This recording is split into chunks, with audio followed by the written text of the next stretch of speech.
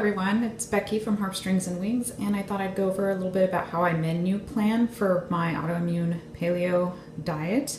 And yeah, so I've got some little some cookbooks here and some decorations so you can stare at something while I'm talking, and my food list here. So what I have is I just got the Paleo Approach cookbook, and I'm excited about using it. And as you can see, I've went through and marked through all of the recipes that I think that would best fit my dietary needs and any kind of like helpful like food lists. And then I've got the Practical Paleo, and again I put this is.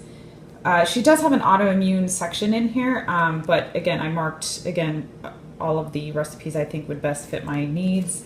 And then I also have a lot of printed out recipes, and then the paleo slow cooking again. I do not want to show you the recipes inside the book because I don't want to violate any copyright laws, but I thought the covers would be okay and appropriate. So all right, here is my food list. So the first thing I do is I like to keep things as simple as possible. And it's just the two of us, me and my husband, and he is not gluten-free. He's just doing like standard American diet type of thing. He is, I mean, he does eat a lot less gluten, and he does eat these dinners with me, and that does help him, I believe. But yeah, so our grocery lists are kind of mixed with some non-AIP items. So okay, here we got my dinner list, and essentially I pick this. I'm starting our week a little bit late, so I'm only planning 1, 2, 3, 4, 5 dinners.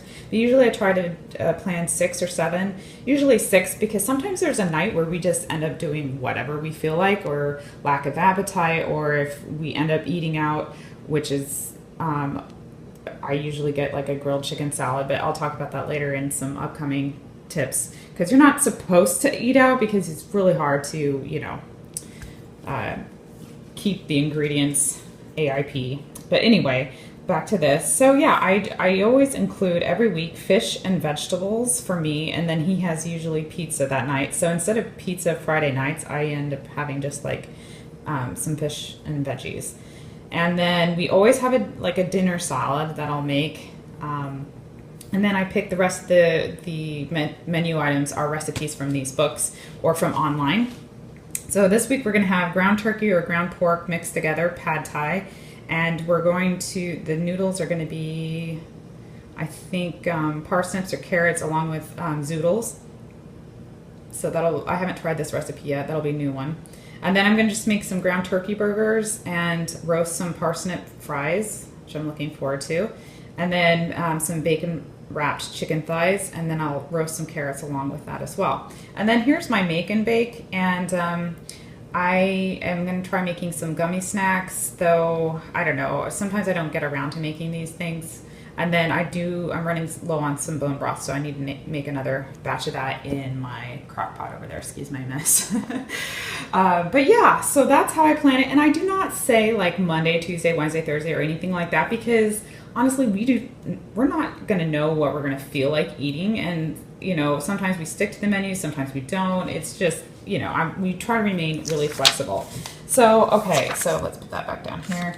Here I went ahead and looked at the ingredients for each recipe, and then what I do is I determine what I have and don't have, and then just write it on a list throughout the week or right before I go shopping. So here you can see all the produce that I'm going to try to get as much organic as possible. And yeah, so there's my produce, and then bacon and ground turkey and some ground pork and some chicken thighs. Again, trying to get the best selections and cuts of meat. This week's shopping is going to be Trader Joe's, and I go to Trader Joe's and Giant, and then oops, sorry about that. Ooh. And then I try to go to Wegmans to pick up some more quality cuts of meat, because they really do have a good organic meat selection. That's a little spendy, but I can pick up items at Wegmans that I can't pick up at the other stores. So I find that this combination is helping with the budget a lot more than, like, let's say just going to Wegmans for all my shopping trips all the time. That was getting really expensive. So So yeah, I try to do a combination of Trader Joe's, Giant, and Wegmans. Yes, and then I hit the frozen section for squash and spinach, and I gotta get some capers. And then for my husband's food, we always make like a little separate section, and he will sometimes get on the list and write down what he wants me to get, plus some funny, sneaky phrases that he likes to stick in there because he's goofy. But yeah, I'll end up getting him these standard American diet type things.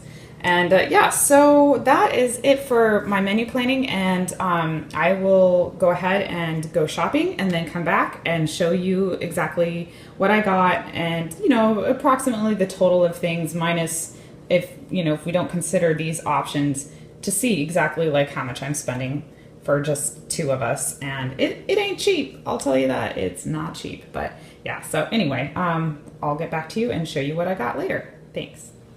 Alrighty, everybody, I'm back from grocery shopping, and again I went to Trader Joe's and Giant for this run, so I've got a combination of groceries. These are my husband's groceries. I've separated them so you could see that's what he's eating, and then this is what is AIP friendly and what I'm eating. So I got these kosher pickles. The ingredients looked pretty good.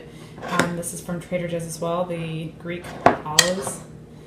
Those are Trader Joe's. And then I picked up some chives instead of green onions.